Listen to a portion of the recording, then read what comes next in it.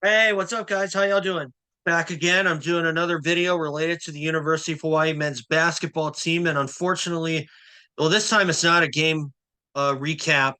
This time I'm doing my first, maybe, and probably my only video of the season where there's no game involved, but just some news off the court. Unfortunately, the University of Hawaii is going through a mass exodus right now, the basketball team, because in the past week or so, we've had a total of four players on the UH roster enter the transfer portal. Now I'll get to that in a little bit, but first of all, I just like to tell you all, hey, subscribe if you haven't. Helps the algorithm. I recently got my channel monetized. Just a little over 2 weeks, just almost 2 weeks ago, and I'm doing really well on that, and I brought my passion back into making videos for YouTube, and hey, helps the algorithm, helps me out, show your support. Hey, subscribe helps the algorithm, as I said. So anyway, so anyway, are you gonna see any of the videos that I have on my on this?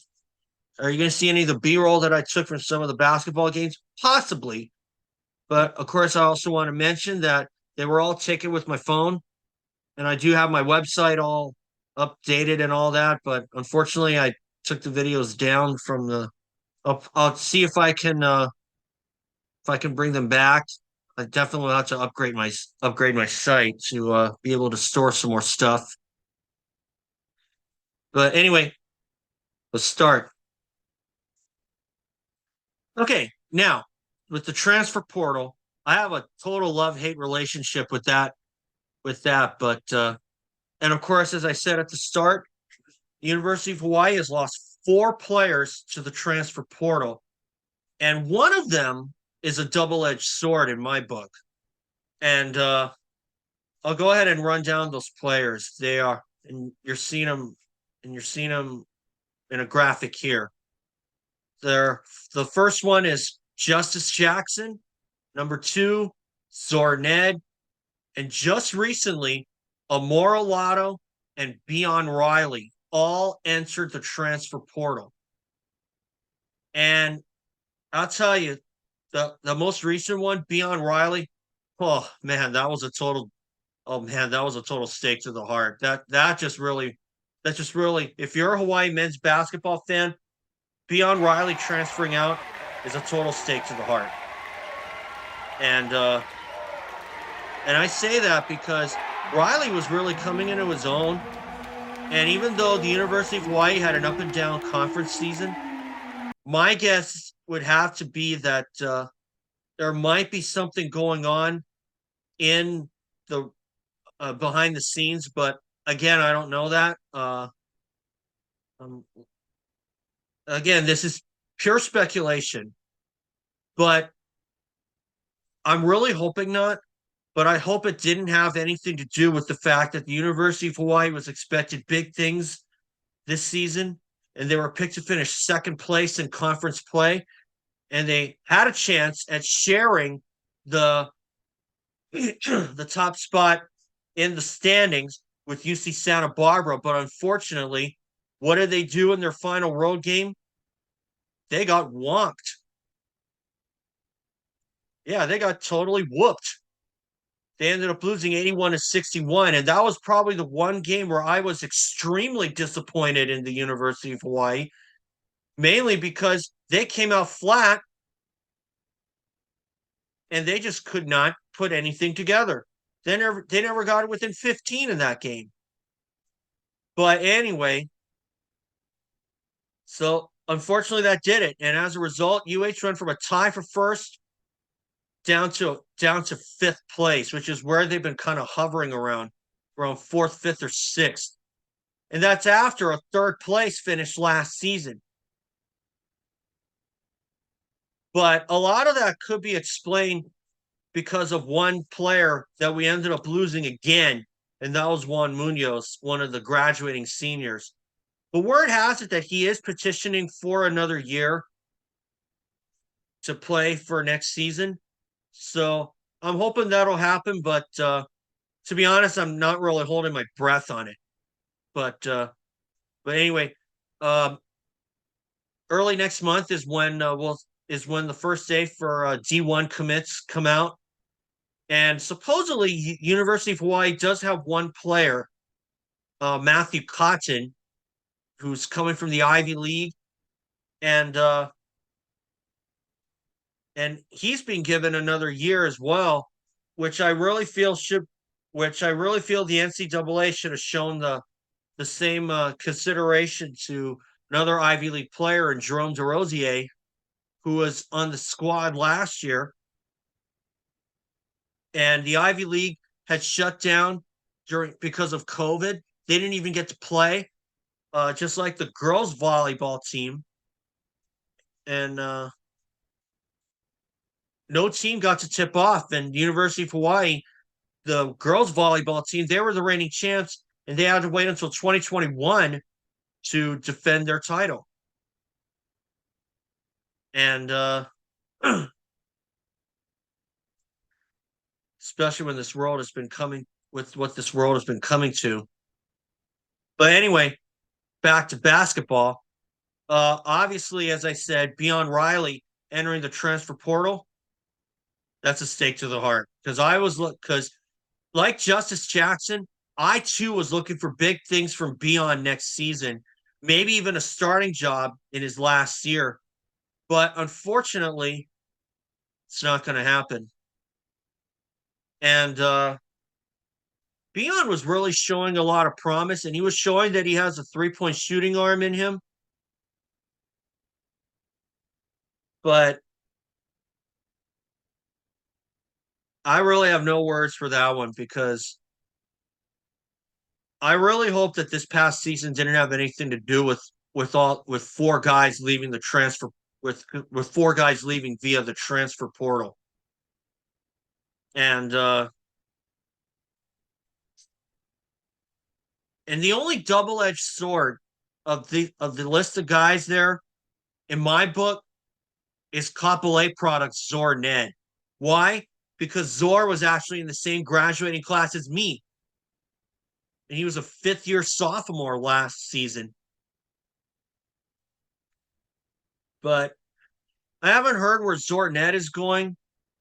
But, we've lost our fair share of players. And as a matter of fact, after 2021, there was a guy, Kaneohe native named Cameron Ing, who had entered the transfer portal. He ended up transferring to UH Hilo, and that's a D2 school.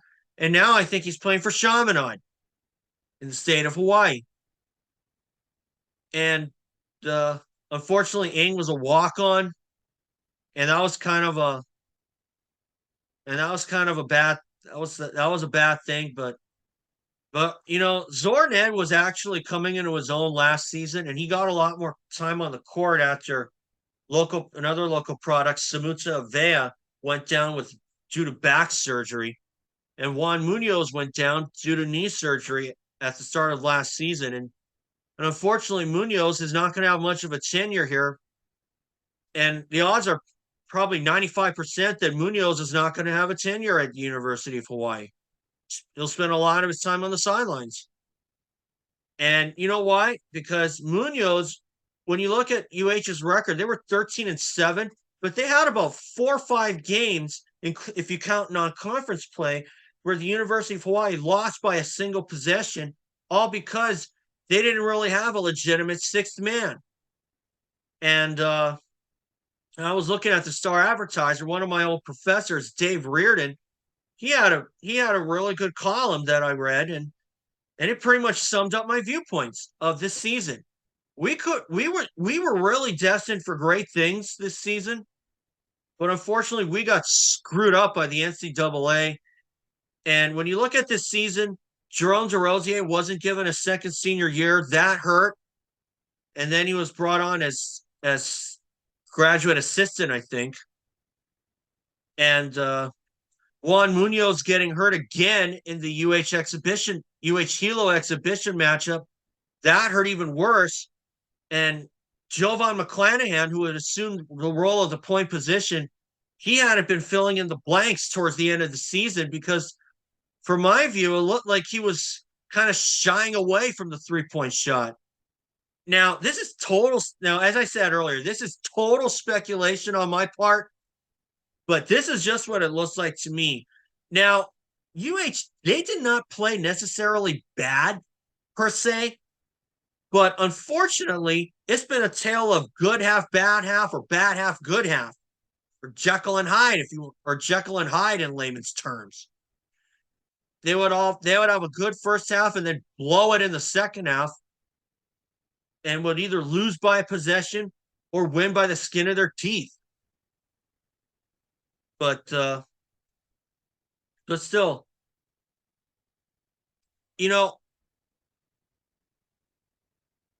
I have to say this, but because I was part of the media in 2022, and there were a couple of things that stood out to me that I'm going to mention in this video. Last season, head coach Eran Ganot was asked about when Monte Chelina and Junior Madut were leaving the program after last season. Ganot had said that every year you'll lose good players and you'll add good players. Seniors will leave your program. And obviously, of course, Coach Ganot can't really, and all coaches, they can't talk about the new recruits. And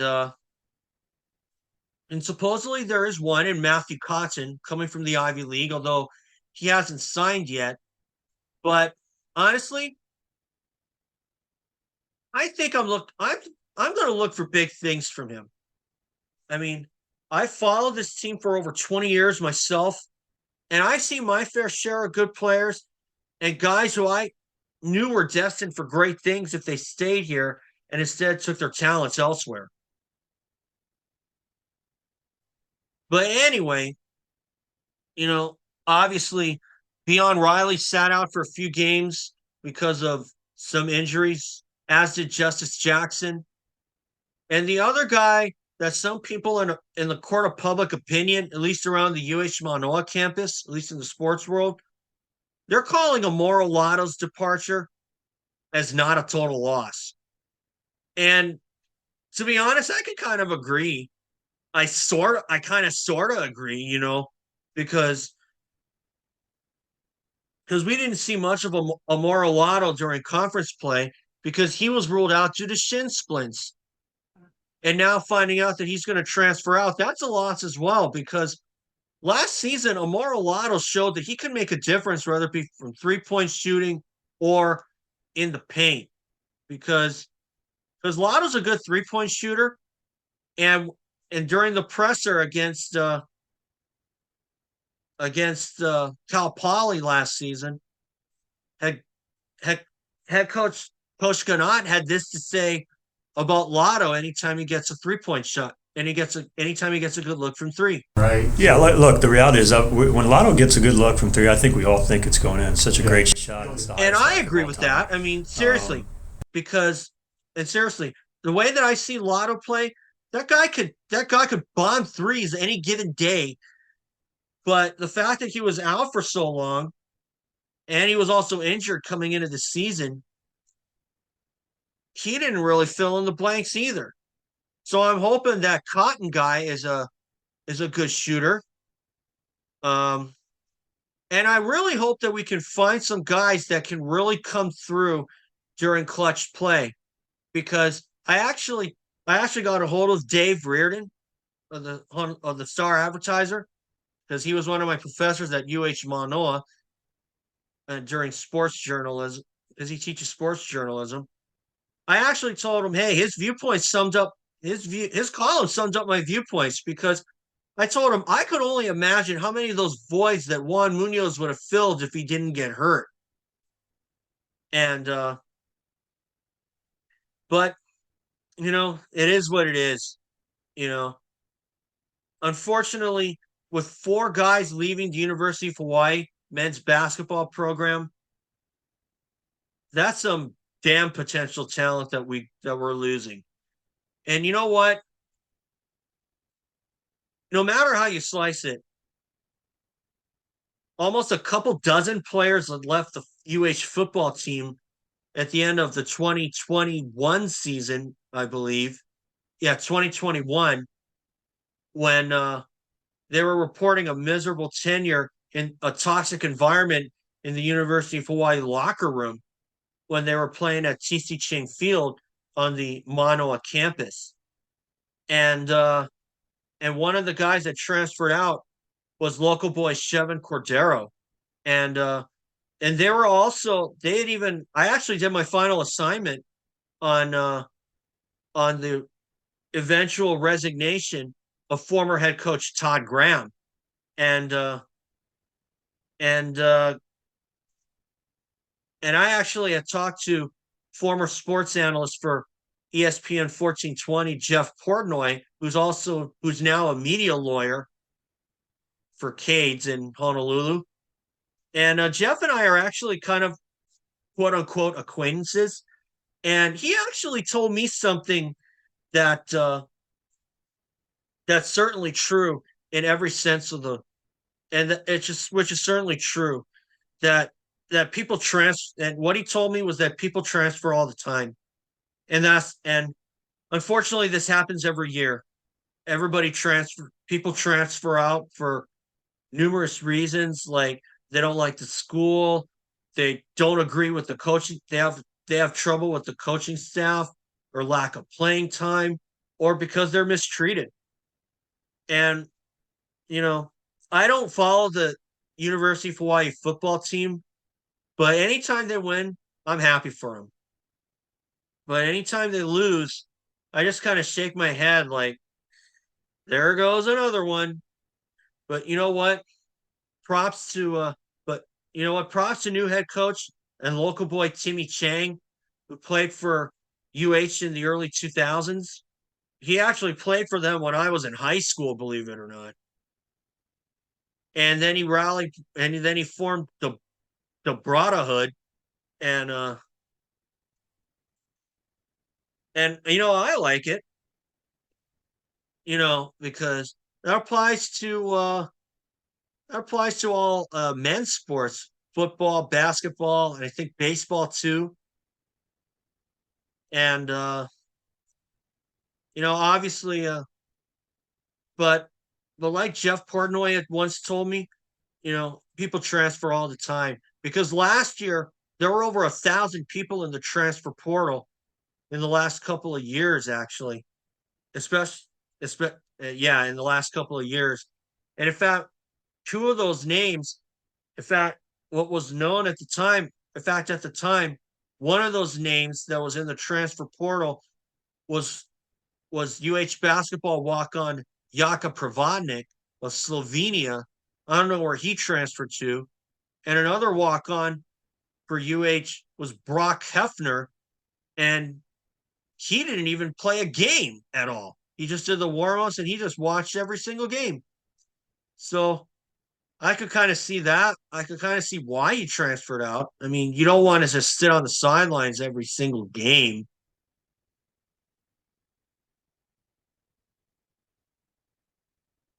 But anyway, losing Amoro Lado has certainly put us behind the eight ball, and losing Beon Riley to the transfer portal, well, that's a stake through the heart, like I said earlier. But looking to the 23-24 season, I'm just going to look at it as say, hey, we lost these guys. We lost these four guys, but we can rebound. We will have a good season, and I do believe that good things are to come. And I know that, and of course, as Coach Aron Ganat has been saying repeatedly, stay together, best is yet to come. And I agree. And what I saw in 2022 was any indication, 2024 should be a great season for us. At least I hope so. And you know what? We won 4 games on national TV. We won the Diamond Head Classic, in which all the games were on ESPNU. Factor 4-2 for games on national TV. Thought with 4 of those games coming on with 4 of those wins being on, or 3 of those wins being the Diamond Head Classic, and the other one against UC Irvine on senior night when ESPN2 covered when it was being aired on ESPN2. So you know what? I do believe that we have a championship in us again. Do I think we should be in another conference? Absolutely. Because the Big West, because the NCAA, they only take the winner of the Big West tournament, while other conferences get 3 to 5 bids. And but anyway, back on the transfers. It's like Jeff Portnoy said, people transfer all the time. And you know what? Unfortunately, this happens every year. It's the reality. And but you know what? If I'm a head coach right now, and some people on social media, on Twitter, are speculating that Ganot is behind all this or anything. And again, this is only speculation. But do I think Ganot's behind anything? Absolutely not. Absolutely not. Getting rid of Eran Ganot ain't the answer. I'm going to say that right now. I think he's a hell of a coach, and I think he's been doing extremely well. I mean, yeah, we've fallen off the radar a little bit, but hey, we're creeping in there. We just didn't have a lot of luck come our way. But hey, we got some wins against some teams that we didn't think we'd get, and obviously, winning the Diamond Head Classic has to open a lot of doors for us, especially with 4 wins on national TV. I do believe that we have opened a lot of doors for new faces, and hopefully find another point guard like Roderick Bobbitt who can play 40 minutes a game and be the go-to guy. Because Ganot has said before that Bobbitt was the clear point guard, because he played close to 40 minutes a game, and the guy was never tired. So that guy was probably our most legitimate point guard since Anthony Carter back in 1997. And then he played in the NBA for a number of years. I don't know if he's still active, though. I don't think he is.